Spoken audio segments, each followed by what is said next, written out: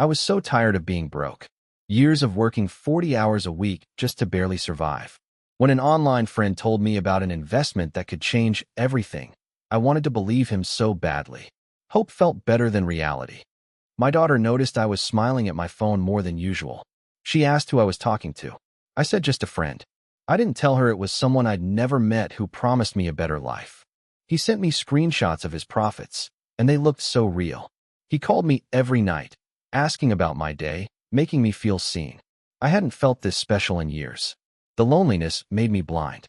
My best friend at work noticed something was different. She asked why I seemed so happy lately. I told her about the investment opportunity. She looked worried and asked if I'd actually met this person. He said I needed to invest quickly before the opportunity closed. I was scared but also excited.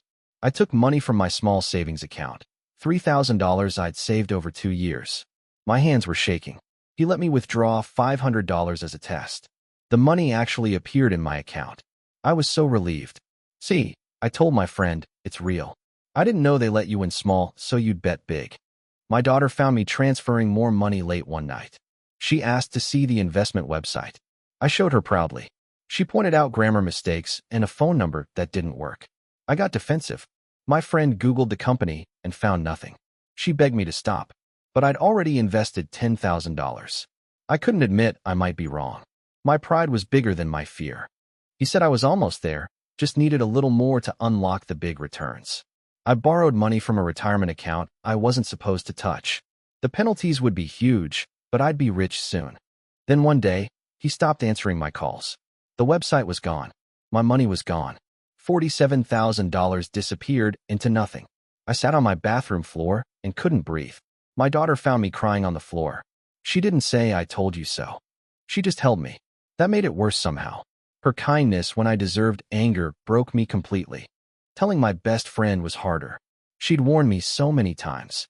When I finally admitted she was right, she didn't celebrate. She just said, "I'm so sorry," and held my hand across the desk.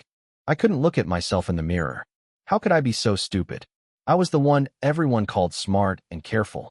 The shame was heavier than losing the money. Much heavier.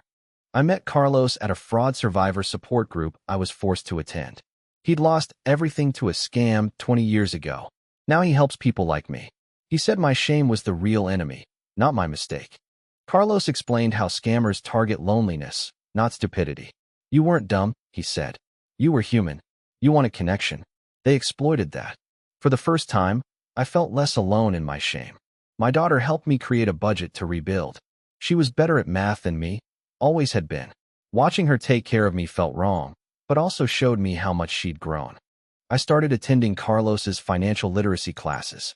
He taught me about real investing, slow, boring, and safe.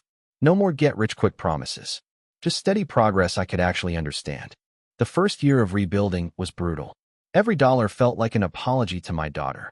Every saved penny was me saying, "I'm sorry for being so stupid." But slowly, the balance grew. My best friend never said, "I told you so," even once. She just showed up with coffee and listened when I needed to cry. Real friendship isn't about being right. It's about showing up after you're wrong. 2 years after the scam, I'd saved back half of what I lost. It wasn't fast enough for me, but Carlos said healing takes time. I was learning patience alongside everything else. My daughter graduated high school and thanked me for working so hard. She didn't mention the scam or the lost money.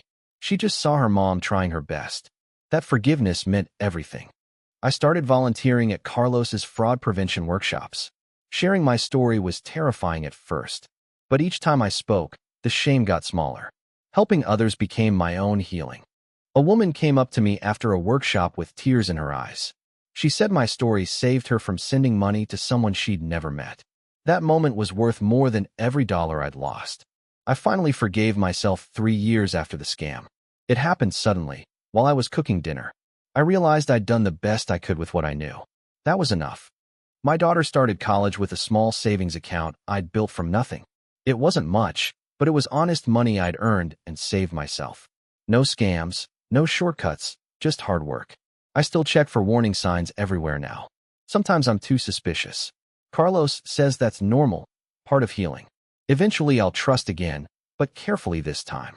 My best friend and I started a small savings club at work. 5 of us put in $20 a week. It's not much, but watching our money grow together feels safe and real and honest. I met someone new online, a real person this time. We talked for months before meeting in public. When I told him about my past, he didn't judge me. He just listened. Carlos retired from teaching and asked me to take over his classes. Me, the woman who got scammed. He said my story would help more people than any textbook ever could. I said yes. My first class as the teacher was terrifying. But I saw faces looking at me just like I'd looked at Carlos years ago, desperate for hope but scared to trust. I knew exactly how they felt. I told my class about ignoring warning signs because I needed hope. A woman in the back started crying. After class, she hugged me and said she'd almost sent money to someone that morning.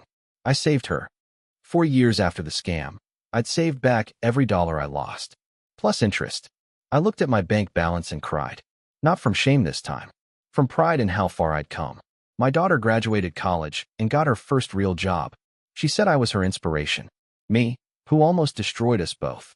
She saw strength where I only saw shame. The woman who ignored warning signs learned that hope isn't the enemy. False hope is. Real hope comes from steady work, honest progress, and trusting people who've earned that trust over time.